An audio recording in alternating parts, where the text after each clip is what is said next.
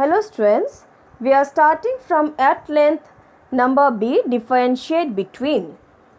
Xylem and phloem differentiations was given in YouTube before when the class was going on. You can write down the answer from there.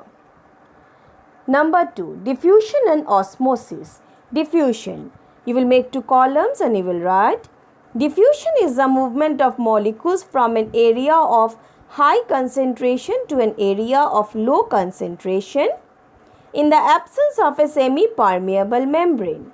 Osmosis is the process in which water molecules move from an area where they are more in number to an area where they are less in number through a semi-permeable membrane. Number B, movement of the molecules of solute or solvent takes place. Movement of molecules of only water as a solvent takes place. Transpiration and translocation. Transpiration is the evaporative loss of water from the aerial parts of plant. Translocation is the transportation of synthesized products in a plant. Transpiration always occurs against the gravity. Translocation does not always occur against gravity. Tracheids and sheaf tubes. Tracheids do not have end plates. Sheaf tubes have perforations at the end plates which make them a tube-like long structure. Question 2. Answer in detail. Number 1, what are root hairs? Mention the function performed by them. This answer is also given in YouTube. So answer 2. How does transportation of mineral takes place in plants? In plants, transportation of minerals takes place by phloem. The food prepared in the leaves is translocated to different parts of the plant by phloem. The sheaf tubes are placed one above the other to form long tubes through which food is transported. Food moves in both upward and downward direction. Number 3. Discuss the role of transpiration in ascent of sap. Evaporation of water molecules from the cells of a leaf creates a suction which pulls water from the xylem cells of root. Thus, transpiration helps in the absorption and upward movement in it from roots to the leaves.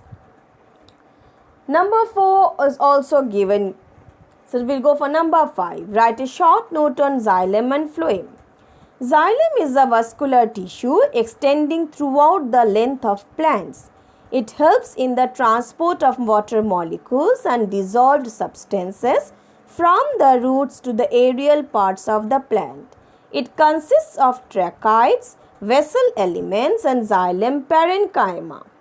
Tracheids. These are elongated dead cells of xylem. They have thick walls that consist of pits through which water and minerals flow. Vessels. These are tube-like long projections which are open at both ends and water and minerals are transported through these channels. Xylem parenchyma. It is the only living component of xylem tissue that stores reserved food materials like starch and fat. Phloem. Phloem is the vascular tissue that runs alongside the xylem tissue and helps in the transport of food from leaf to root cells or developing flowers. It consists of sheaf cells, companion cells, phloem parenchyma and phloem fibers. Sheaf cells. These are long narrow tubes with perforated sheaf plates. The function of these tissues is to transport food nutrients from the leaves to all other tissues of the plant. Companion cells. These are nucleated cells present next to sheaf elements. They do not participate in translocation. However, they carry out metabolic functions required for the prolongation of sheaf elements. Phloem parenchyma. These are located near the finest branches of sheaf tubes in leaf veinlets and is concerned with storage of starch, fat and other organic food material. Phloem fibers. These are flexible long cells that mainly provide support. Number 4. Describe the factors which affect the rate of transpiration. Yes, I said you still it was given. Still I am giving you the answer. The factors which affect the rate of transpiration are time of day. The stomata in leaves are open during the day and are closed at night. Thus, more transpiration takes place during the daytime. Temperature. Higher the temperature, faster is the rate of transpiration. Therefore, transpiration is faster on hot days as compared to cold days. Humidity.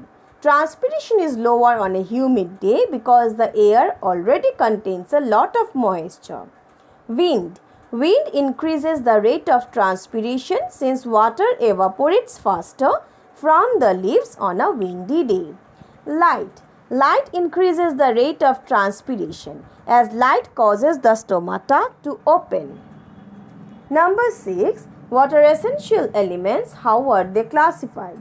The elements which are required by an organism in large numbers are called essential elements. They are classified into two categories. Macronutrients. These elements are required by plants in large quantities. Example, hydrogen, oxygen. Micronutrients. These elements are required by plants in small quantities. Example, iron, copper. Now, this is the number 5 from Review Your Learning. Okay, review your learning. Rest of the questions answers are already given in this exercise portions. And the number 5, that write a note on plant nutrients.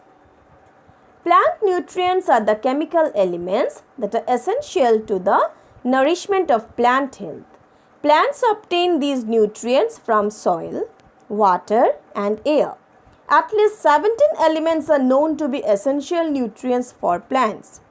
The elements which are required by plants in large quantities are called macronutrients, such as carbon, oxygen, etc. The elements which are required by plants in small quantities are called micronutrients, such as iron, boron, etc. So, here we are finishing our question answer section. Thank you.